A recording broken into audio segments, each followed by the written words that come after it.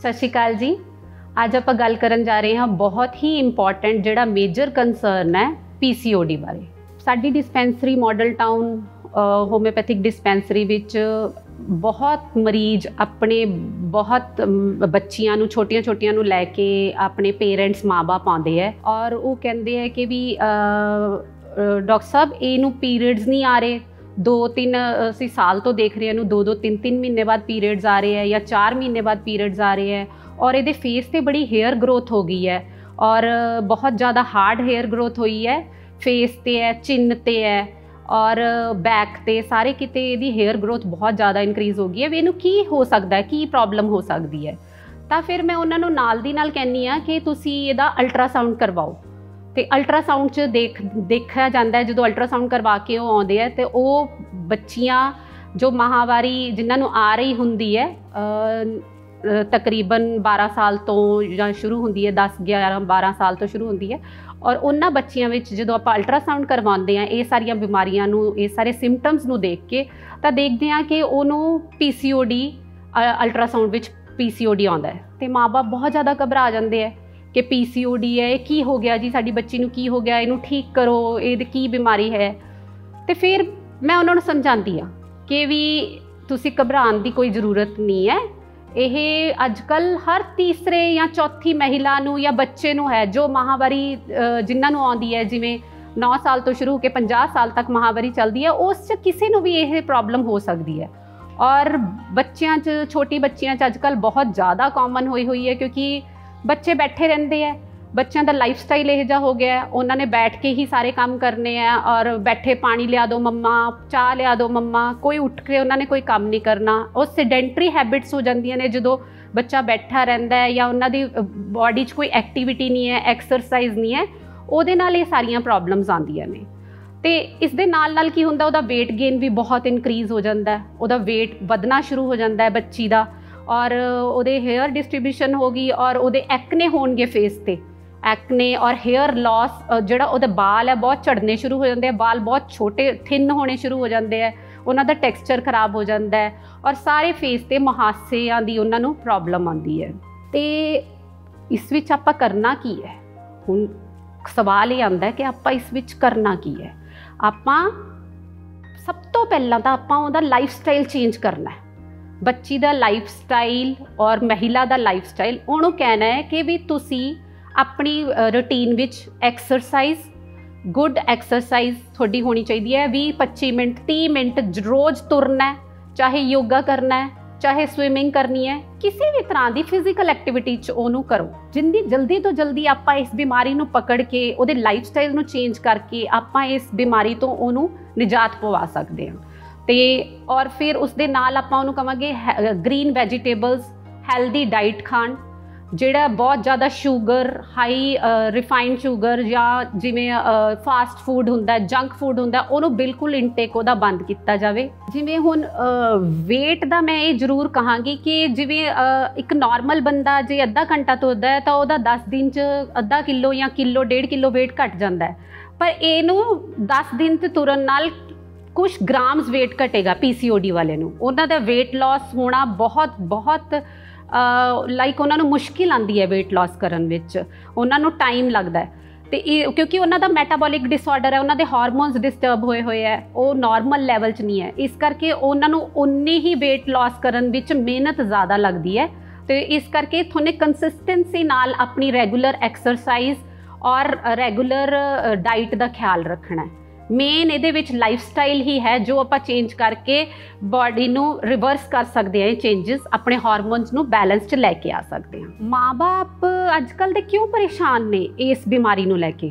इस बीमारी नू लैके माँ बाप बहुत ज़्यादा चिंता च ने। माँ बाप इस करके चिंता च ने क्योंकि विआह तो बाद कंसैप्शन च बहुत बड़ी दिक्कत आती है। इनफर्टिलिटी का यह बहुत ही बड़ा कारण है।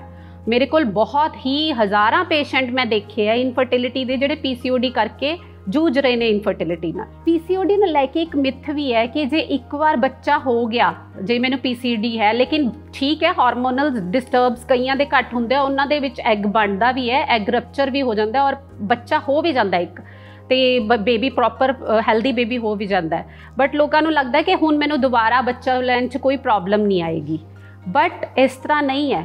PCOD कदे भी जे तुसी अपनी लाइफस्टाइल चेंजेस नहीं रखोगे, अपनी बॉडी का, अपनी हैल्दी वेट, अपना हैल्दी डाइट का ख्याल नहीं रखोगे तो PCOD थोड़े हार्मोनल इंबैलेंस कदे भी लाइफ च होके थोनों नैक्सट कंसैप्शन च प्रॉब्लम आ सकती है। देखो चाहे होम्योपैथी च इसका बहुत अच्छा इलाज है, बहुत कारगर, बहुत ही वधिया सफल इलाज है। मैं बहुत ही पेशेंट्स हज़ारां च मैं पेशेंट्स जिहड़े हैगे इनफर्टिलिटी दे भी ठीक किते है और PCOD उन्हां दे हार्मोनल बैलेंस भी किया है, पर वो पेशेंट्स मेरे नाल लग के उन्होंने कोऑपरेट किया, क्योंकि सब तो ज़्यादा जोर मैं जे दूँगी इस विच लाइफस्टाइल का बहुत बड़ा, बार बार मैं कह रही हूँ, इसका बहुत बड़ा रोल है।